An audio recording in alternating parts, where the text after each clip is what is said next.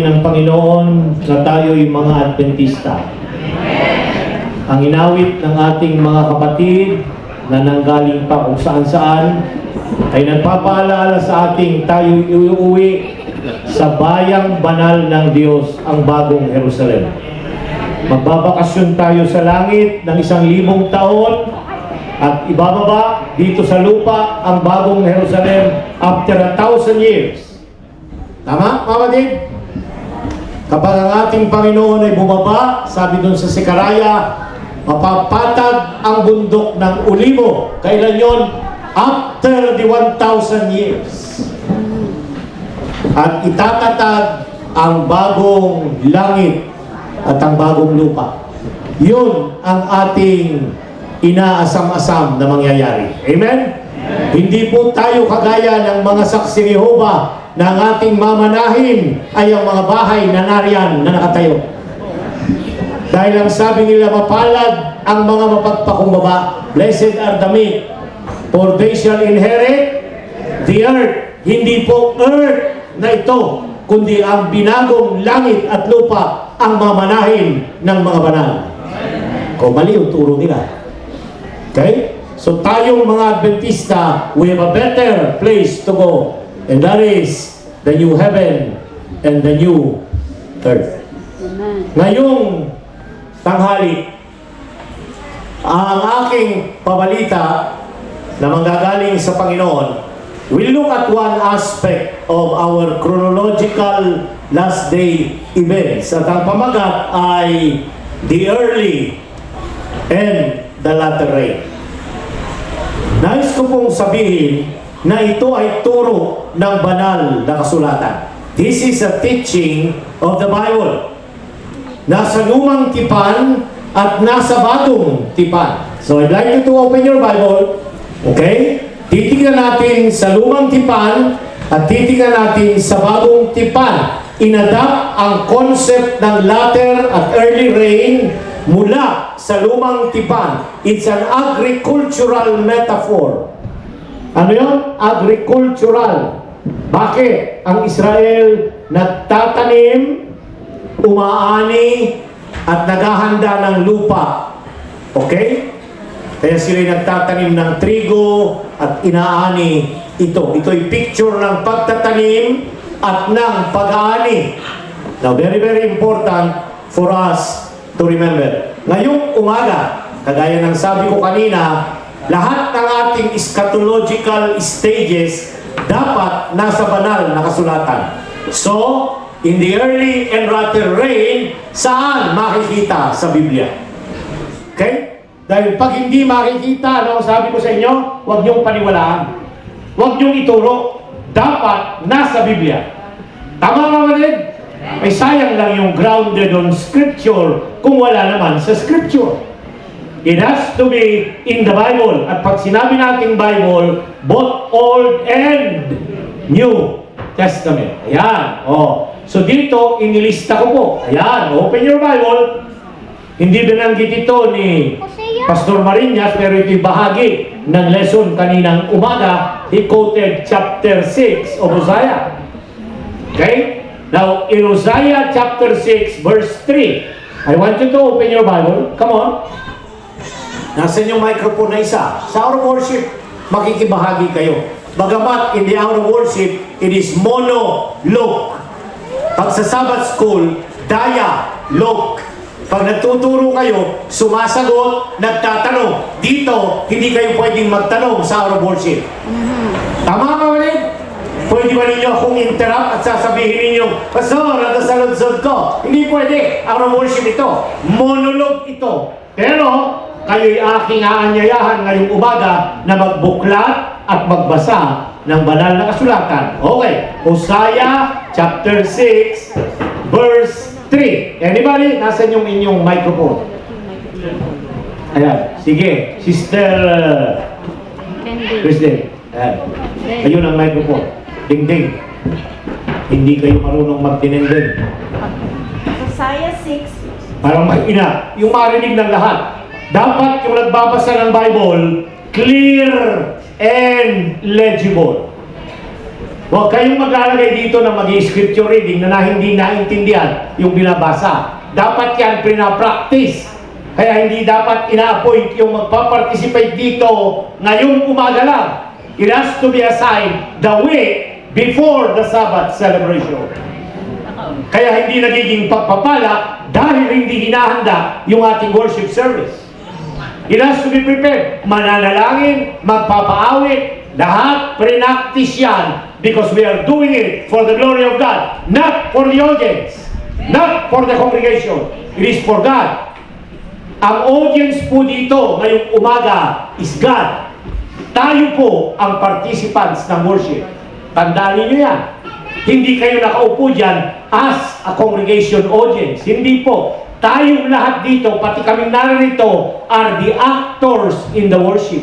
Pinapanood tayo ng Diyos at ng mga anghel sa langit. At tandaan niyo yan. Kaya pag hindi kayo kumanta at nagsosong service, alam ng langit, di ka kumakanta kapatid. Oh. Bakit? Part yun ng inyong bahagi. Ang pinakamalaming bahagi ng ating pagsamba, umawit. At yun ang role ng congregation. Ama din. Sige, bilangin nyo yung program na nandyan, binigay sa inyo. Ilan ang awit doon? From prelude pababa hanggang doon sa pinakahuli. Kayo'y dapat umawit. Hindi lang yung chorus there at nandito. Hindi. Lahat tayo. Okay, Sister Day. Okay. Na-open na ba ang inyong Bible? Huwag kayong mag-open kung wala kayong Bible. Okay na po. Nangiinsulto tayo sa Panginoon niya. Open your Bible in Hosea chapter 6 verse 3. Oh, Sister Okay, Day. I'll be reading in New Living Translation. Okay. Isaiah 6:3.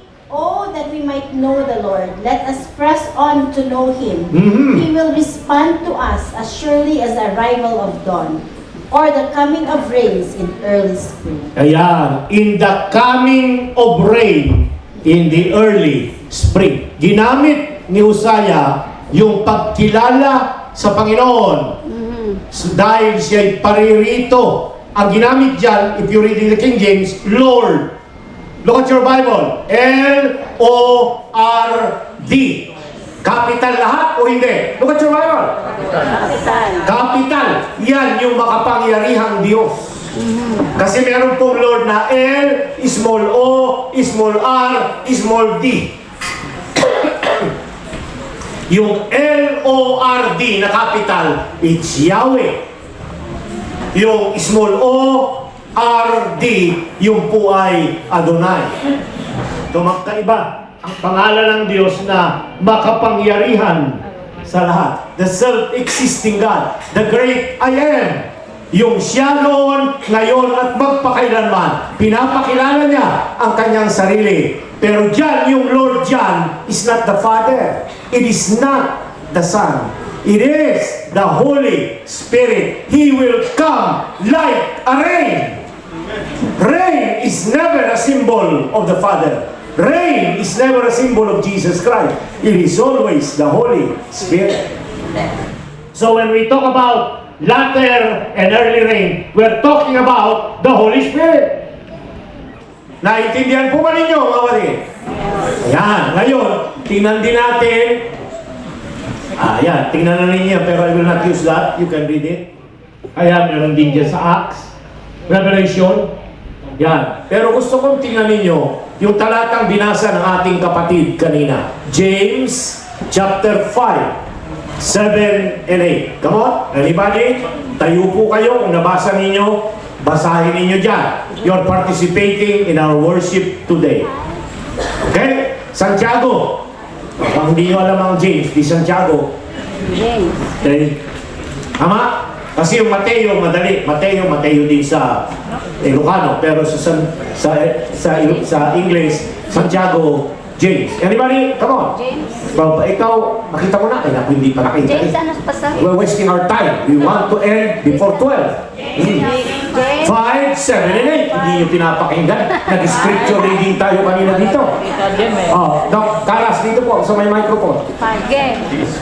Look at your Bible. Markahan ninyo yung Biblia. Because my sermon will be on that verse. James chapter 5, verses 7 and 8. Be patient. Be Patient. Tuduhin natin yung text. Be patient. Sa amin, sinong kausap? Kayo, ako, yung bumabasa ng kanyang aklat, mga membro ng iglesia. James is a part of the general epistle in the New Testament. Okay? Be patient. Saan nyo nabasa yung patient sa Bible? Tayong mga Adventist. Revelation 14, verse 12. Narito, it is a characteristic of the last day people of God. Ano yun? Patient, matyaga. Tama? Anong payo ni Santiago? Magtiyaga. Be patient. Continue daw. Be patient, therefore, brethren. Therefore, it's a concluding statement. Doon sa Bible ko therefore, it's a final statement. It's a summary statement. Go ahead. Be patient, therefore, brethren, unto the coming of Unto the coming of the Lord. Magtiyaga tayo na ano? Alam nyo, pag nagtsatsaga ay ano? Na maghintay. Anong hihintayin? Ang mapalad na pagbabalik ng ating Panginoong Jesus. Be patient. Yung iba sa atin, kung minsan ano na, nalulupay pa. Yung iba, tinatamad na makikimong. Yung iba, hindi naman nakikinig, nagse-cellphone. Ano pa? Yung iba, tamad mag-join ng missionary. What is happening personally to you? Continue. Behold, the husbandman waited for the precious fruit. Waited. Ginamit po yung word na naghihintay. Anong hinihintay niya? Precious fruit of the earth. And hath long patience for it. Inulit na naman yung word na patient. Go ahead. Until he receives the early rain, early and And the latter. latter rain. Mga kapatid, nasa Bible ba yung early and latter rain? Ayun, nilagay ko dyan. Hindi pwedeng isang teksto lang ang isang aral. Kagaya ng mga Mormon. Sorry, baka may Mormon dito. Okay? Sila mayroong baptism for the dead. Binimidyagan yung patay. Bakit? May teksto sa 1 Corinthians 15:29.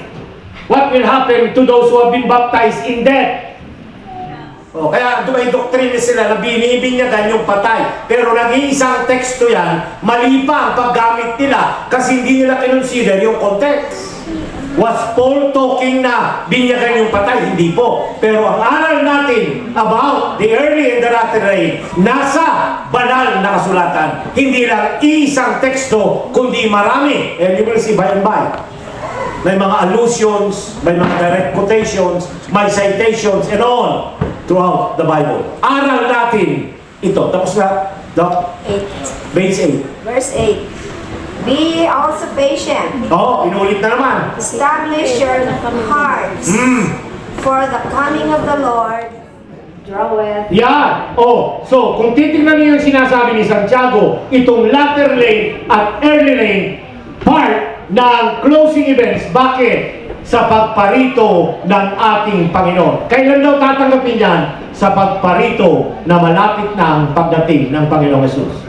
So when we talk about latter rain, nasang part yan dito sa ating diagram? Nakita ba ninyo kung nasaan? Nasaan yung, ayan.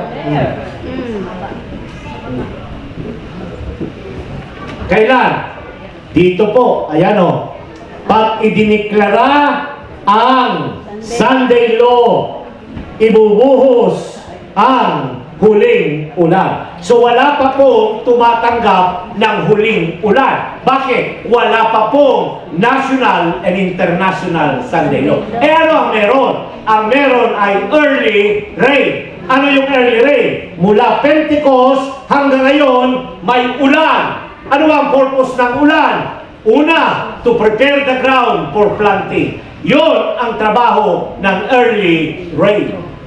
Diba? Ang tudon, anyangay, agarado tayon, agbunubon tayon, agsikka tayon. Tama, mga Ilocano? Yes, we prepare the ground. And what is the ground? The heart. You go to Mark chapter 4, the parable of the sower. Ano yung apat na klase ng puso? Apat na klase ng lupa na tataniman ng pabalita ng kaligtasan. Some fell on the road, some fell on the rock, some fell on the thorn, some fell on the good ground. Saan tayo doon? At yung mga taong nakakasalamuhan natin. Pero, kinakailangan na ibuhos ang ulan para magtanim na tayo. So, it is planting. Yan. So, mula kailan? Pag tinanong nila, from Pentecost, nagpapatuloy. Ano yung Pentecost? Nung ibuhos yung ulan, bumaba ang Espiritu sa mga alagad. Nag-speaking in tongues ang lahat ng unang mga Kristiyano. Ilan ang nabinyagan? Ilan? 3,000. Sumunod, 5,000. Sumunod. Hindi natin binilang ng Biblia. Multitude ang nahikaya. So, anong purpose ng huling ulan? Ipabalita, itanim ang pabalita ng kaligtasan. Hindi na po ako susunod doon sa aking slide. Mahaba mag-alas 12 na. Alas 12 na nga yata. Okay? Ano yung huling ulan, Pastor? Anong trabaho ng huling ulan? Remember, it's the work of the Holy Spirit. Ang banal na Espiritu po ito. Hindi natin utusan ang banal na Espiritu. Tayo ay i-equip ng banal na Espiritu. Okay, number 1. Hindi po kayo tatanggap ng huling ulan kung hindi nyo tinanggap ang unang ulan. Hindi ka pwedeng mag-harvest na hindi ka naman nagtanim. Did you get the point? Early rain is planting, while latter rain is harvesting. Ano ha-harvest mo? Fruits. Kaya pag nagbasa kayo ng mga Spirit of Prophecy, it is harvesting the fruits of the Holy Spirit in your life and in my life. At pag yun ay nakita yung mga bunga ng Banal na Espiritu sa atin, mako-convert, mamamagnet ang mga tao para makinig ng pabalita ng kaligtasan. Amen? Isa lang yung fruit doon Brother Oliver. Galatians 5. Tama? 22-23. But the fruit of the Spirit is L-O-V-E. Yung iba doon na sumunod, bunga ng pag-ibig sa Diyos at sa tao. Isa lang ang fruit, pag-ibig lang. Okay? Hindi po fruits yun. Tingnan yung Biblia ninyo. Huwag tayong basta naniniwala kung kani-kanino. But the fruit of yung ba dyan, ang very sad, but the fruits of the Spirit, love, joy, peace, long suffering, gentleness, goodness, siyam. Hindi po, isa lang ang sinabi doon. Love. Okay? O ano yung love doon? Love to God and love to men. Now, saan? Kailan? Sabi natin kanina, kasi pag may nagtatanong, kailan po yung latter rain? It is a period. Hindi po yan ganyan, kundi pa ganon. So it's a season, isang panahon. Kagaya doon sa Israel, they receive the early rain October, November. Kailan? October, November. Yun yung pagtanggap. Yun yung preparation ng tagtalon, tatlog, mula da, kinagbulubunda. Kailan yung harvest? March, April. Bago mag-harvest, uulan para lalong gumanda, tumaba yung kanilang mga bunga na kanilang i-harvest. Okay? Ano nga harvestin natin? Di mga kaluluwa. We need the power of the Spirit for us to finish the what? The preaching of the gospel. Hindi po natin kaya. Trabaho yan ang banal na Espiritu. Okay? Sa Spirit of Prophecy, nandiyan po. Nalagay ako ng mga quotation dyan. If you want to go. Ano daw? It coincides with the short time of trouble. Kaya dito, makikita nyo, yung latter rain, sasabayan din ng little time of trouble. May mga kaguluhang mangyayari. Saan? Both inside and outside the church. Para di kayo tumanggap ng Banal na Espiritu, pag-aawa-awayin niya kayo. Aawayin niyo si Pastor Lawan. Mawatan nyo di magpagkakapsa. There will be troubles in the church. Yung iba, may sakit. Yung iba, anong mga trouble na dumarating sa inyong buhay? Nawala ng trabaho. Kaya ayaw na rin mag-church. Sinisisi ang Panginoon. Or namatay yung asawa. Or iniwan sila ng asawa. Tama? Trouble! Okay? So, dito yan. Oh. Kasabay niyan, yung loud cry. Ano yung loud cry? Yan po yung pagpapahayag ng huling pabalita bago mag-close of probation. So, nung mauna yung latter rain, mauna yung little time of trouble, mauna yung Sunday law, bago magsara ang pinto ng awa. Bakit? Marami ang mahihikayat dito. Ito po yung maraming mahihikayat. Bago isarado ang pintuan ng kaligtasan. Maawatan nyo, tibag-baga, kakabisa. Okay, tingnan natin. Ayan, o. Ano pa sabi doon? It develops the third message into a loud cry. O, binanggit ko na. And it prepares the saints for the 7 last plagues and end of the close of provision. Ano ang purpose ng latter rain? It prepares the what? Ano yung 7 last plague? Oh, close of provision, ang susunod, 7 last plagues. Okay? Mawatan nyo kakabsat. Probation. Tinicheck ako ng asawa ko kasi ang pronunciation ko mali daw. English. English. Okay. So we will Englishize. Okay. You interpret. You whispering. Like when you whisper in the bed. Okay? Mga Australian po kasi sila. Okay. Nawatan nyo kakabsat. Hanggang sa sunod lumalaw. Ita open forum. Kailan bubuhos yung huling ulan? Ano mangyayari sa huling ulan? Okay, the Holy Spirit will come and He will what? Prepare who? Mga banal. Sino yung mga banal? You go back to Revelation. Narito ang pagtsatsaga ng mga banal na ano? They keep the commandments of God and they have the faith of Jesus. Yun, yung mga banal. Okay, tapos na tayo. Water is emblematic of the Holy Spirit. Ayan o. Sa pakipag-usap ni Jesus in John chapter 4, doon sa woman at Jacob's well, sa Sicar. Ginamit yung concept ng John 7:37 to 39. Sabi doon, I'm quoting now, said Jesus, if any man thirst, let him come unto me and drink. He that believeth on me, as the scripture hath said, out of his belly shall flow rivers of living water. Tapos may parenthetical explanation kung ano yung living water. But this spake he of the Holy Spirit. So yung tubig doon na pinapainom ni Jesus ay ang banal na Espiritu. Yan. Okay? Kumakatawan sa gawain ng banal na Espiritu. Dito po kasi sa slide ay pang classroom po ito, detail. Pati yung background sa lumang tipan. Ayan. Okay? And mega quotation. Now, there are times na di-delay ang rain, like in the Old Testament. Okay? You don't need to go beyond that. Ayan. May dalawang pagdalaw ang Diyos. Two great visitations of God. Ayan. So, dalawa rin yung pagbagsak ng banal na Espiritu, the early and the latter rain. Punta po tayo doon sa mahalagang bahagi ng ating yan. Under the power of the Spirit, the words of Peter and other apostles became powerful instrument. Ano daw?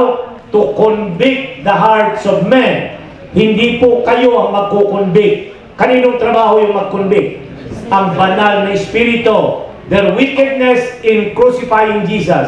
This was the early rain.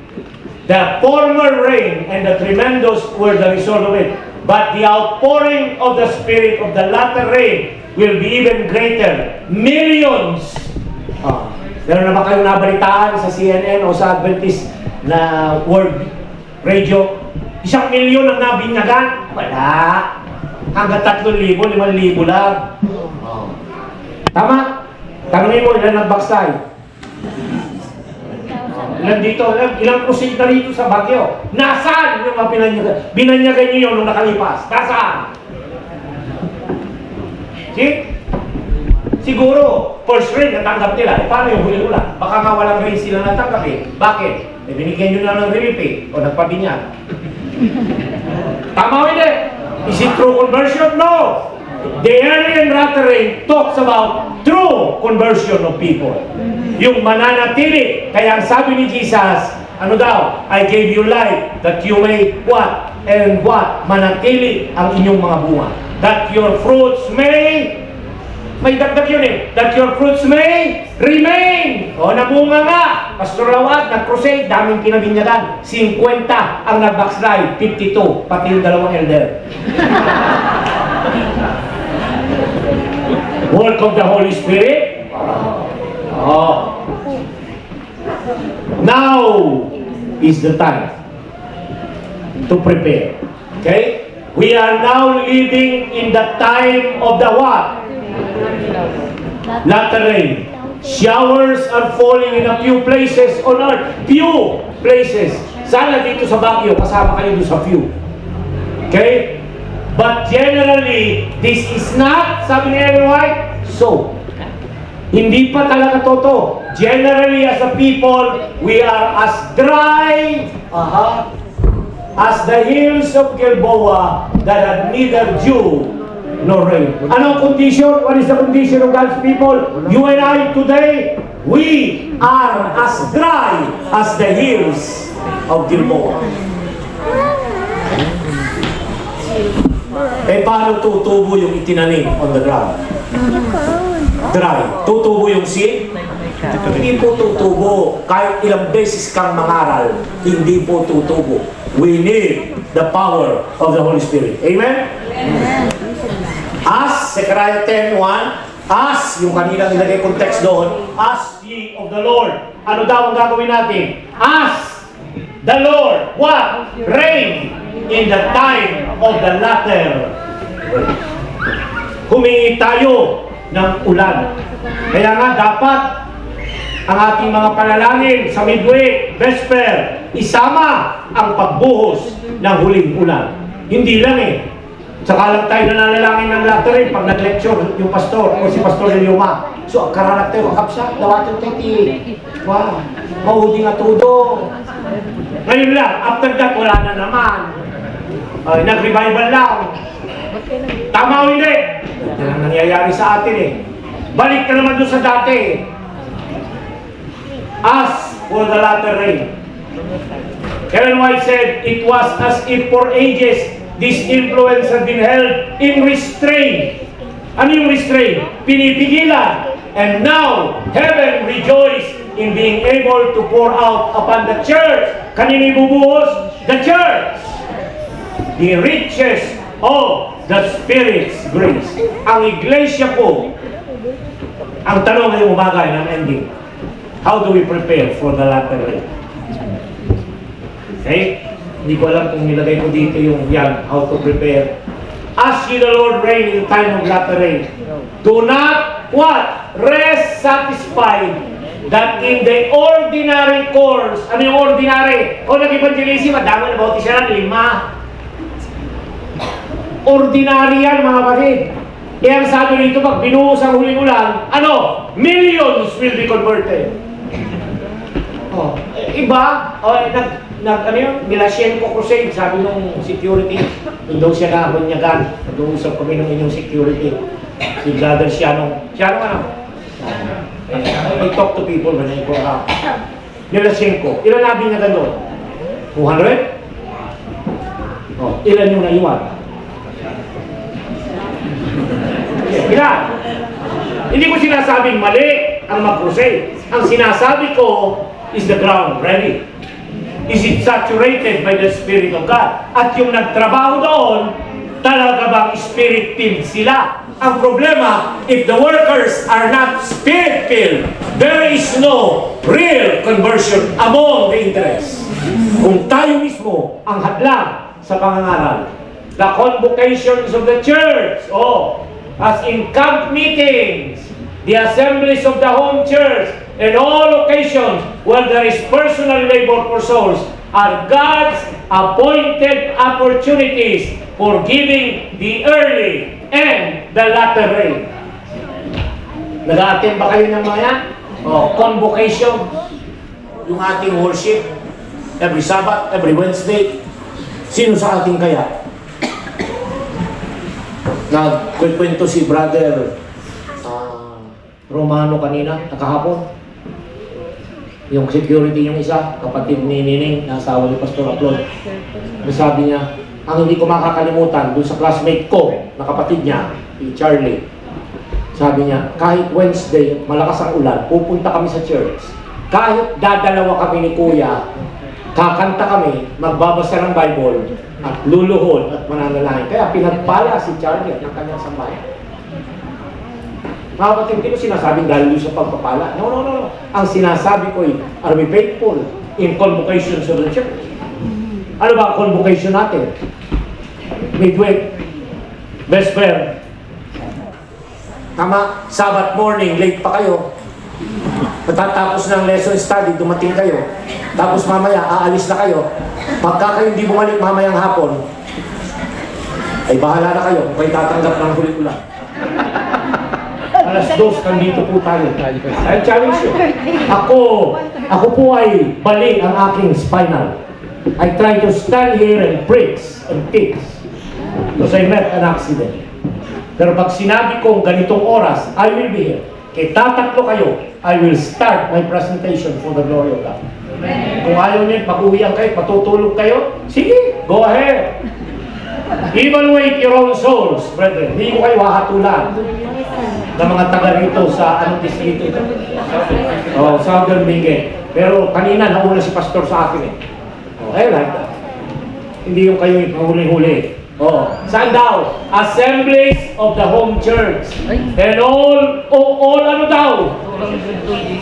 Lahat ng occasion. Kahapon, narito yung mga taga-bukukan. Sabi ko, bakit kayo nandito? Hindi naman kayo part ng distrito dito. Ay, sumama daw sa birthday. Sinama niya. Kaya nandito. Occasion. Ay, ba't kayo tumama? Occasion yun. Occasion ng kainan.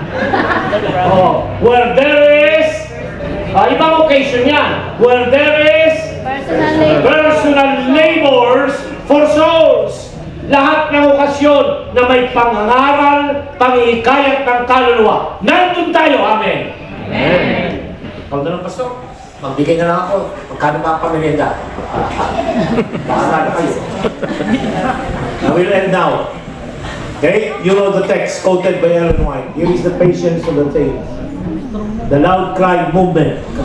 Hindi po natin pwedeng ihiwalay ang latter at early rain sa pangangaral ng Ebanghelyo. The proclamation of the gospel is dependent on the early and latter rain. Don't discuss that without the plan to convert people for the glory of God. The second and third angels, Revelation 14, are joined by the angel of Revelation 18 in proclaiming the fall of Babylon and the call of God's people to come out of hell. Yan po yung sa loud cry. Come out of hell, my people. Nung mga kasabata yung absat, ibagbaga kayo. Rumuwal kayo dita, Babylonia. Nagitiulbod na sursuro. Iso nga mga isuro tayo, tipudno na sursuro. Amen? Ano pa? This scripture points forward to a time when the announcement of the fall of Babylon as made by the second angel of Revelation 14 is to be repeated with the additional mention of the corruption which have been entering the various organizations that constitute Babylon since that message was first given in the summer of 1844. Paano tayo maghahanda? Bibigyan ko kayo very practical kasi ayaw ko nang basahin daming quotation. Number one. Sabi ni Ellen White, in order to receive the latter rain by church members, we have to be informed and knowledgeable in the study of Daniel and Revelation. Very specific. Isa sa requirement, maintindihan natin ang Daniel at ang Revelation. So there should be a revival of the study of Daniel and Revelation. Ang tawag doon, enlighten people. So yung condition para tanggapin ang huli ulan, naliwanagan, enlighten people. Ikalawa, temperate people. Anong temperate? Hindi po vegetarianism. Temperate, the total health message of the Adventist. Vegetarian ka nga, chismosa ka naman. Tama o hindi? Your social life is not temperate. Masahol ka pa sa 18 marriage. Number 3, a forgiving people. Narigat ka dito at pakawan, mang pakawan, isabali, kakapsat. Iniwan kayo ng asawa ninyo, napatawad ba ninyo? O hanggang ngayon galit na galit pa rin kayo pag nakita ninyo? Matigas pa sa kasay ninyo liig. Ha? I was talking to somebody yesterday. Ang sabi niya, Pastor, napatawad ko na po yung aking may bahay. Amen! Tama? How can we be people to receive the latter rain if we cannot forgive the very people close to us? So ano yung una? Enlightened, temperate people, ano pa? Forgiving people. At ano pa? United people. When the Church of God, sabi ni Ellen White, are united, they will receive the latter rain. United in what? In doing the work of the Lord.